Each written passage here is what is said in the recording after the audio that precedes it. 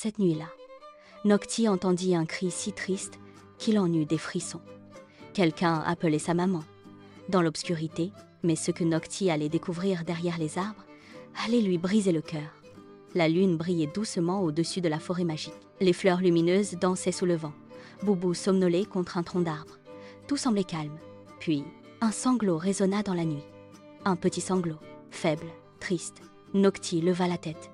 Il écouta attentivement. Le bruit revint, cette fois plus fort. « Maman, maman !» Boubou ouvrit brusquement les yeux. « Tu as entendu ?» Nocti hocha la tête. Les deux amis avancèrent entre les arbres scintillants. Le bruit semblait venir de plus en plus près. Puis, soudain, ils aperçurent une petite silhouette bleue, recroquevillée derrière un buisson. C'était un bébé dragon. Ses ailes tremblaient, de grosses larmes coulaient sur ses joues. « Maman !» répétait-il en pleurant. Nocti s'approcha doucement. Que s'est-il passé? Le bébé dragon renifla. « Je me suis perdue, je ne retrouve plus ma maman. » Boubou sentit son cœur se serrer. Le petit dragon semblait tellement triste. « Ne t'inquiète pas, » dit Nocti avec douceur. « Nous allons t'aider. » Le bébé dragon essuya ses larmes. « Vraiment? Bien sûr. » Une petite lueur d'espoir apparut dans ses yeux.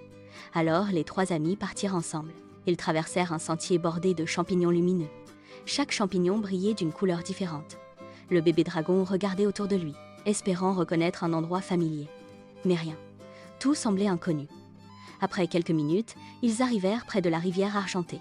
L'eau scintillait comme des milliers d'étoiles. « Je suis déjà venu ici avec maman », dit le bébé dragon. Nocti sourit. C'est un bon signe. Ils suivirent la rivière, tout en appelant la maman dragon. Mais aucune réponse ne leur parvint. Le bébé dragon recommença à s'inquiéter. Et si sa maman était très loin? Et si elle ne le retrouvait jamais?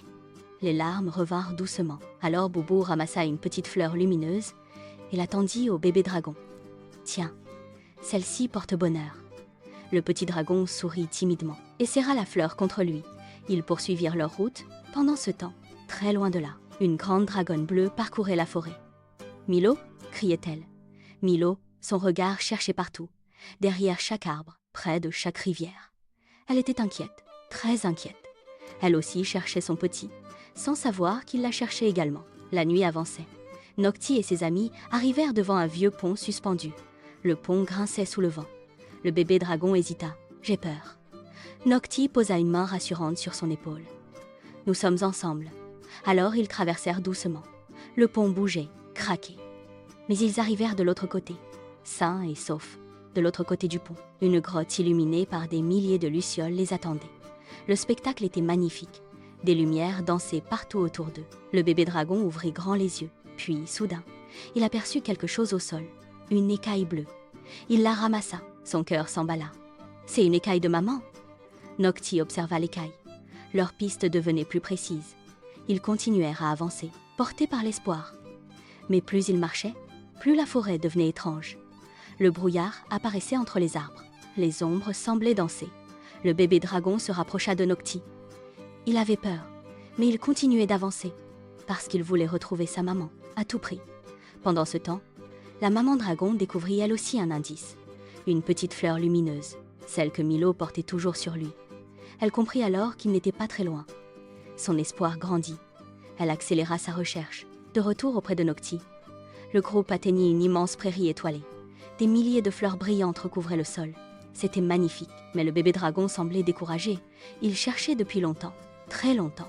« Et si elle ne me retrouvait jamais ?» murmura-t-il. Nocti s'agenouilla devant lui. « Écoute-moi, une maman n'arrête jamais de chercher son enfant. Jamais. » Le bébé dragon réfléchit, puis hocha doucement la tête. Il voulait y croire. Alors ils continuèrent. Encore et encore, jusqu'à apercevoir « Je connais cet endroit », dit-il. Puis, une voix résonna au loin. « Milo !» Le bébé dragon sursauta. Ses yeux s'agrandirent. « Maman !»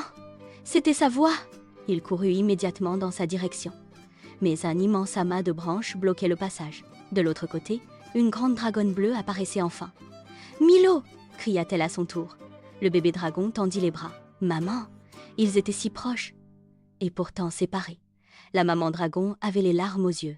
Elle cherchait son petit depuis des heures. Elle avait parcouru toute la forêt, sans jamais abandonner. Nocti et Boubou se mirent aussitôt au travail. Ils déplacèrent les branches, une par une.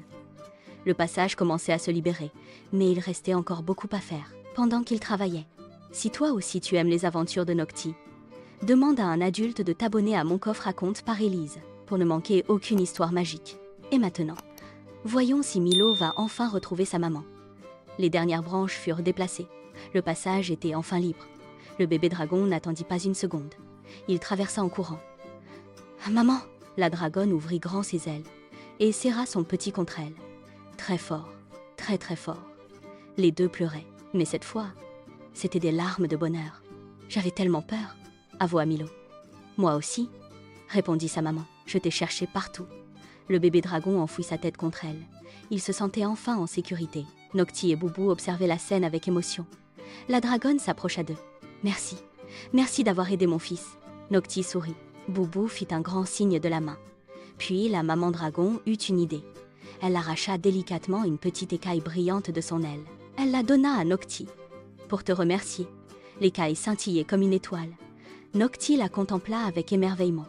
Milo éclata de rire, pour la première fois depuis le début de la nuit. Tout le monde riait. La lune brillait toujours au-dessus de la forêt magique. Et cette nuit-là, une nouvelle amitié était née. Car parfois, les plus belles rencontres commencent simplement par un petit dragon perdu qui cherchait sa maman. Bonne nuit. Cette aventure de Noctis est finie.